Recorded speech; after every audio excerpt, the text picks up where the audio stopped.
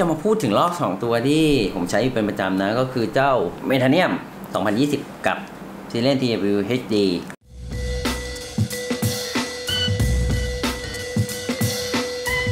ช่วง2 อาทิตย์ที่ผ่านมาไม่ได้ตกปลานะครับก็วุ่นเรื่องการทำเอกสารอะไรต่างๆเพื่อให้น้องสาวไป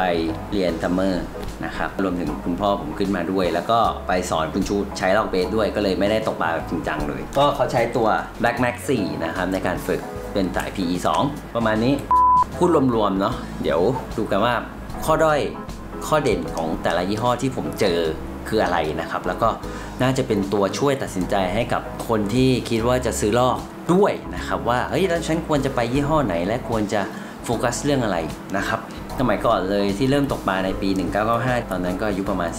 11-12นะฮะพอๆกับน้องวีที่ซื้อของมาให้เขาแล้วผมใช้ไดว่ารีโก้ตัวแรกเป็น spinning นะครับสีดำสมัยก่อนเลยโบราณแต่ว่าเป็นเบรกบนนะไม่ใช่เบรกล่างนะครับแล้วก็ใช้ตัวนั้นได้ประมาณไม่กี่เดือนก็เปลี่ยนมาใช้เจ้าอาบู6543ตัวนี้เลยซึ่งสภาพยังดีงามอยู่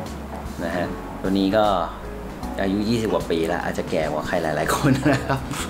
ตัวนี้ก็ยังใช้อยู่นะทุกวันนี้ก็เดี๋ยวเอาไว้ใช้งานทะเลนะครับใส่สายแค่14 ปอนด์เองได้มาแล้วก็ปลา10 โล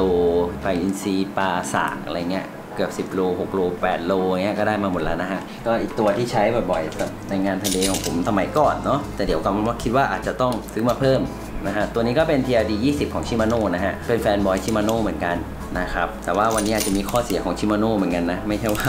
เป็นแฟนบอยแล้วจะชมอย่างเดียวนะครับ TRD 20นี่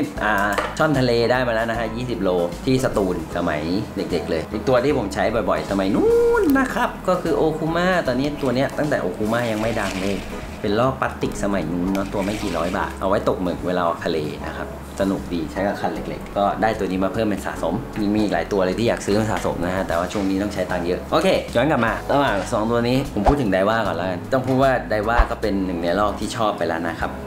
ข้อดีก่อนเป็นลอกที่ลื่นตีง่ายทำระยะได้ดีถามว่าเขาบอกว่า Max Boost ตัวนี้คุมฟู่ยากไหมผมมองว่ามันไม่ได้ยากอย่างที่คิดนะผมว่ามันง่ายกว่าอาบูตัวนี้อีกอะอาบู6543ง่ายกว่านะครับเนื่องจากระบบอะไรมันมาเยอะเนาะมันมีทั้งหน่วงแม่เหล็กเนาะมีปรับคอนแบบ zero adjust ของตัวนี้ซึ่งดีมากเลยนะครับถ้าเกิดใครที่เป็นมือใหม่แล้วอยากเลือกลอกสักตัวผมเชียร์ไดว่านะผมมองว่าไดว่าทำเรื่องการตีเรื่องอะไรออกมาได้ดีแต่มีข้อดีก็ต้องมีข้อเสียนะครับข้อเสียของไดว่าเลยจริงๆนะฮะลองดูนี่เห็นตรงนี้ไหมฮะนี่เอาไปใช้มาน้อยกว่าเมทาเนียมนะแต่แล้วถามว่าผมถนอมมันไหมผมถนอมนะเพราะผมค่อนข้างใช้ของถนอมอยู่แล้วเป็นรอยแล้วอะคือแบบเสียใจมากเลยแล้วก่อนหน้านั้นด้วยนะก่อนหน้าที่จะเอาไปใช้อะวันแรกที่เอาไปให้คุณชูเขาดูนะครับคุณชูเขาเคาะแค่นี้นะซึ่งคุณชูเขาเป็นคนไวเล็บเนาะพอเคาะปุ๊บเนี่ยแม่งเป็นรอยขีดเลยเฮ้ยได้ว่าพูดตรงๆนะได้ว่าช่วยเคลือบแลกเกอร์มาให้หนาหน่อยได้ไหมคือผมมองว่ามันควรจะทำได้ดีแล้วก็อีกอย่างหนึ่งที่ผิดหวังนิดนึงนะตอนที่เปิดลอกออกมาแต่ว่าไม่ได้ทำสีข้างในให้เนียนอย่างที่คิดนะคือต้องพูดอะคือเขาไม่ได้เคลือบแลกเกอร์มาข้างในด้วยเพราะฉะนั้นมันก็เลยเป็นสาเหตุที่สีพองในหลายๆคนเจอนะเพราะว่ามันสีมันไม่ได้ครอบทั้งหมดนะนี่คือข้อเสียของไดว่านะครับแต่ถ้าใครที่เป็นมือใหม่และอยากซื้อเพราะว่าคิดว่ามันจะตกง่ายมันจะตีง่ายๆขึ้นไหมตีขว้างเหยื่ออะไรง่ายผมรับรองว่าง่ายมากมาถึงชิมาโน่เมทาเนียมนะฮะตัวนี้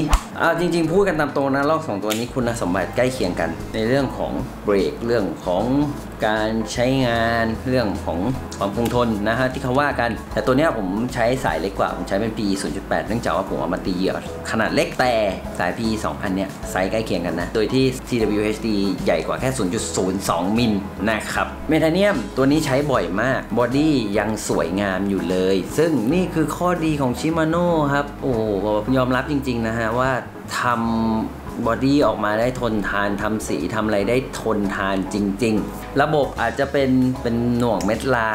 เขาบอกว่าปรับได้ละเอียดขึ้นแต่จริงๆผมมองว่าก็ไม่ได้ละเอียดอะไรขนาดนั้น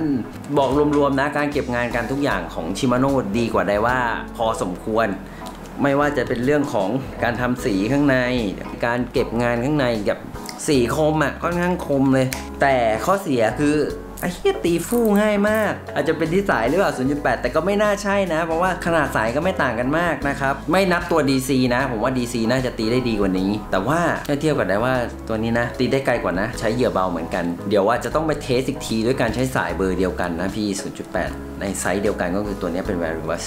เดี๋ยวสรุปให้ฟังนะครับเริ่มจากเมทาเนียมนะครับชิมาโน่ผมมองว่าชิมาโน่ทุกตัวนะทำบอดี้ออกมาได้ดีแข็งแรงทนทานทำสีได้ดีเก็บไว้นานๆไม่น่าจะมีปัญหาอะไรนะครับแต่ระบบหน่วงที่ไม่ใช่ DC ผมยังมองว่ามันยังต้องปรับปรุงอีกเล็กน้อยเพื่อให้คนที่เป็นมือใหม่เพิ่งหัดมาตกปลาแล้วก็อยากใช้ลอกเบสใช้งานมันได้ง่ายขึ้นถ้าทำได้แก้ตรงนี้ได้ดีนะผมเชื่อว่าชิมาโน่นี่ถือเป็นลอกขวัญใจใครหลายๆคนเลยนะครับส่วนได้ว่าซิเลียนTW HD